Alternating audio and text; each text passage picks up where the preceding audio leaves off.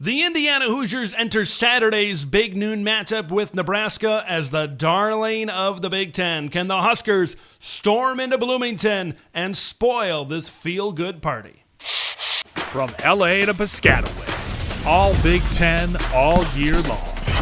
This is Big Ten 10. I'm so glad that this is the big noon game on Fox, because I just don't feel like waiting for it. I'm glad that it happens right away. I'm glad that I get to get up in the morning, go out for a walk, have some coffee, have some breakfast, sit down, 11 a.m. Central kickoff, and I get to take this one in right away because it's going to be intriguing. It's going to be, I think, a really good football game and two contrasting styles between these two teams in Nebraska and Indiana. I think this is a huge prove-it spot for both teams. When people have been talking about Indiana, they say, yeah, your offense looks really good. You've been explosive, you're 6-0, you're winning football games, and you're winning football games for a lot. But you've beat down on a weaker non-conference schedule, and you've beaten down on the bottom of the Big Ten, Maryland, UCLA, and Northwestern right now. So a big prove-it spot for Indiana going up against the Blackshirts defense that is not only one of the best in the Big Ten, but maybe one of the best in all of college football as well. Can the Hoosiers offense keep it rolling against that dynamite defense that Nebraska has? When you look at it from Nebraska's point of view, is this a team, is this a program that's ready to go on the road in the Big Ten against a ranked team and get a big-time win? Is this an offense that's going to be better in this game to be able to produce enough to be able to get a big-time win over this Indiana team? A prove-it spot for both Nebraska and Indiana. Who will prove it? Let's get into who's going to make the big plays and big matchups in this game. And when we talk about matchups, I think there's one big matchup in this one, and I think it's a matchup that's going to determine the winner and the outcome of this football game. It's Indiana's offense against Nebraska's defense. I think whoever wins that battle is going to get out of Bloomington, Indiana with a W. Let's start first and talk about this great Indiana offense so far. I've loved to see what Curt Cignetti has done and Mike Shanahan, the offensive coordinator. What they've been able to do with this offense has been fantastic so far this season. This is an IU team that is 5th in the country in points per drive this season. They are 1st in the country in offensive drives from long starting field position. So they drive the football down the field. They rack up first down after first down. They wear down defenses. They are 1st in the country in drive success rate on drives that reach the opponent's 20. They are 2nd in the country in drives that average 7+ yards per play. So not only do they get long drives down the field, but this is a team that can get big plays and big chunk plays, whether it's in the run game or whether it's in the throw game. Speaking of that balance in the pass and the run, this is the only Big Ten team. I had to double check this stat. This was kind of crazy to me. The only Big Ten team that's in the top 4 in passing offense and rushing offense this season. Of course, when people think of Indiana, they talk about the experienced quarterback.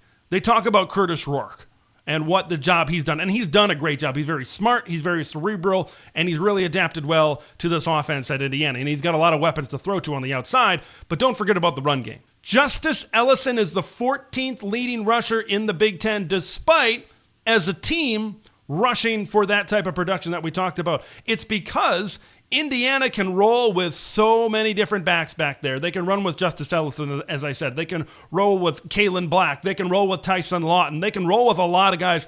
They can go 3 and 4 deep in that running back room, and they feel good that any of those guys can do a fantastic job toting the rock. I think the balance and the depth of all of these weapons is what makes Indiana extremely difficult to defend. And it's going to make them tough to defend for this Nebraska defense. But Nebraska is as good as it gets on the defensive side of the ball. They are 2nd in the country in defensive points per drive. They are 3rd in the country from mid-starting field position. When compared to the long starting field position that we talked about in Indiana, Nebraska is 14th in the country right now. They're 3rd in the country in defense available yards. They're 6th in the country in DF+ so far this season.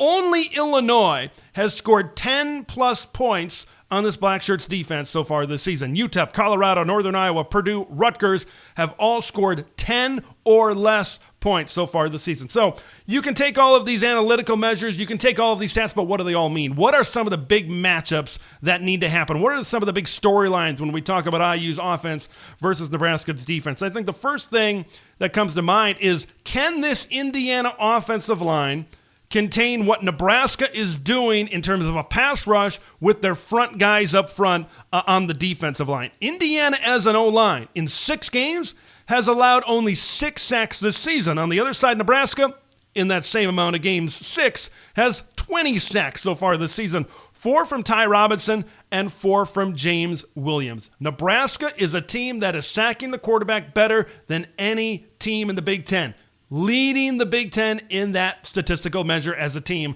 so far this season. Beginning of the year, we were talking about Ty Robinson. We were talking about Nash Hutmacher. They're really good in the middle of that defensive line. A lot of times when you look at defensive lines, you look at guys that are going to come off the edge, but Nebraska's really good in the middle. But now they've got a guy in James Williams that can really add to that as well. So is this an Indiana offense that can protect Kurtis Rourke? Is this an Indiana offense that can stay on schedule? 98% of the time when they've played football this season, Indiana has been on schedule. And you've seen what it looked like when Indiana is on schedule. What happens now if Kurtis Rourke is under pressure? What happens if Nebraska is able to get pressure with their front 4? I think Indiana, and they've done a good job with this so far this season, Indiana needs to get rid of the football quickly to try to neutralize, and they need to be able to run the football. I talked about that last week with the game plan with USC going up against a really good pass rush and a really good front. Like Penn State, running the football, quick passing, we'll see if Indiana can do it. Now, on the backside of that, another matchup that really intrigues me is, can Nebraska cover the Indiana wide receivers consistently? Tommy Hill, Sierra Wright, Marcus Buford, we know some of the suspects that are going to be in the secondary. This is a very good secondary. We know Tommy Hill is probably going to match up on Elijah Surratt, the top weapon for Indiana's offense. But what about the rest of this receiving core? What about the rest of these defensive backs matching up? If this Nebraska secondary can hold their coverage for a second or two, that allows extra time for that group that we just talked about on the front of the defensive line to be able to get more and additional pressure. Because now, if those front 4 can't get home and they're neutralized to some extent, Nebraska and Tony White maybe has to bring extra pressure, and now that opens up man coverage, and now that opens up I think what Indiana wants to get against this Nebraska defense. They want to get one-on-one matchups. They want to be able to exploit them. Nebraska's secondary will provide the most significant challenge that Indiana has faced, but I also think it goes the other way, because Indiana has so many weapons on this team. Of course, you start with Elijah Surratt, the leading receiver, Omar Cooper, Miles Price, Miles Cross, Keyshawn Williams, tight end Zach Horton. Although Zach Horton only has 9 catches so far for the Hoosiers this season, Omar Cooper, did I say him already? There's so many weapons, sometimes I forget who's on, just how many that there are on this Indiana team. So it's going to be a significant challenge, I think, on both sides of the ball. I can't wait to see this matchup certainly play out. Now, of course, Nebraska's defense is going to have to play well, but I look at the other side. I think Nebraska needs to own the tempo of this game. What do we know about IU? They want to put up a lot of yards. They want to put up a lot of points, a lot of production. They want to go fast with their tempo. I think Nebraska needs to ground and pound. I think they need to try to run the football with their bevy of backs. We talk about the depth in the Indiana running back room. There's certainly depth in the Nebraska running back room as well. Dante Dowdle, Emmett Johnson, Ramir Johnson, all of those guys that are in the backfield, right? They want to stay fresh. You want to be able to run downhill and try to run at this Indiana defense. But this is an IU defense that is second against the run in the Big Ten. They've got a good front.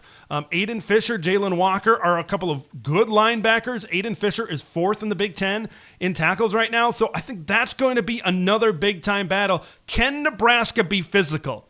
Can they slow down the tempo of this game? Can they keep Indiana's offense on the sidelines? If Nebraska can pound the rock in this game, I think that gives them a tremendous chance to be able to win the game. And I think Nebraska's ability to run the football keeps their defense fresh. When you take on an offense like Indiana, you can't have them out there all the time. They're going to get gassed when we get to the third quarter. They're going to get gassed to the fourth quarter if the offense can't move the football. We'll talk about the offense's recent performance for Nebraska here in just a little bit. This is an offense that needs first downs. This is an offense that needs to keep the ball churning down the field, because if you're getting 3 and outs and your defense is constantly out there against an Indiana offense that can do so many things, this game could be a time for a Dylan Raiola resurgence. This Nebraska offense hasn't exactly been clicking as a whole these last two games ever since that Illinois loss. You look at these last two games against Purdue and Rutgers.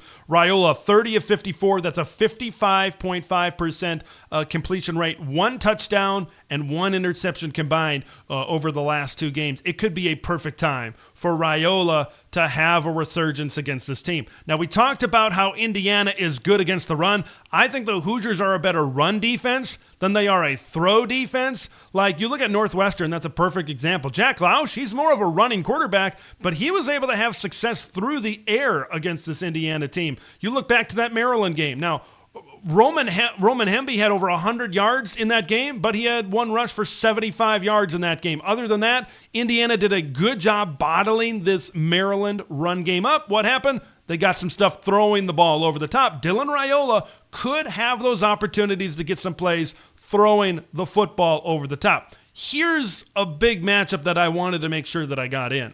This Nebraska offensive line. You can call it patchwork. You can call whatever you want. We know about Teddy Prohaska going down in fall camp. We know about Turner Corcoran going down during the season. Maybe Micah Mazuka hasn't been implemented because of other reasons, maybe as much as some Nebraska fans would have liked. This is an offensive line that gave up 4 sacks to Rutgers. This was a Rutgers defense, and I talked about it in my Nebraska-Rutgers preview. This was a Scarlet Knights defense that wasn't finishing their pass rush pressures this year and last year. That was something that was a weak point a little bit for the Scarlet Knights, yet they got home against Nebraska. Can Indiana do it? Well, Indiana's got the personnel to do it, right? Mikhail Kamara, 5 sacks this season. James Carpenter, 3 sacks. We talked about how Nebraska had the most sacks in the Big Ten. Who's right behind them? Indiana, with 19 sacks. It's second in the Big Ten. And if I'm Indiana in this game, I want to dial up the pressure. I want to get Dylan Rhule and this pass game off schedule, and then let's do just enough against the run to be able to halt them so they don't get as much down the field, and we can get our offense back on the field, because that's what we need to do. If Dylan Rhule is able to get that time, if he is able to get the ball down the field, he could have a pretty decent day throwing the football. But my heart tells me that Nebraska needs to be able to run the ball to create that balance on offense against this Indiana defense in this game. All right, folks, it's our favorite and, well, let's be honest, it's probably the best part of the preview. It is prediction time. Look, Indiana's not scoring 40 points. Indiana's probably not scoring 30 points in this game. Like, this is a significant challenge against the Nebraska defense, one that the Hoosiers haven't really seen so far this season. I got them winning in this game, though. 27-24. I think this offense is able to get some stuff going down the field. I don't see Nebraska completely shutting down Indiana. I look at that Nebraska performance against a good Illinois offense earlier this season, and I think Indiana is a step up from where Illinois is on the offensive side of the football so far this season. So I think Indiana can score some points. They're just not going to score certainly as much as they have been late in the season. And I look at Nebraska in this game. I haven't been sold with their offense so far. They're going to need a big-time boost offensively, I think, to be able to hang around and possibly win this game on the road. I've got the Hoosiers 27 and Nebraska 24, a big-time victory for the Indiana Hoosiers in this game. I want to hear what you guys think. Man, this is going to be a great game. I'm so excited for this matchup between Nebraska and Indiana. Who you got? Score predictions, all that. Leave your thoughts in the comments below. I'm Big Ten Ted. We will see you in the next one. Thanks for watching Big Ten Ted, where it's all Big Ten all year long. Make sure to like the video to spread the word of Big Ten Ted to the masses, and subscribe to the channel for updates on Big Ten content that drops every day.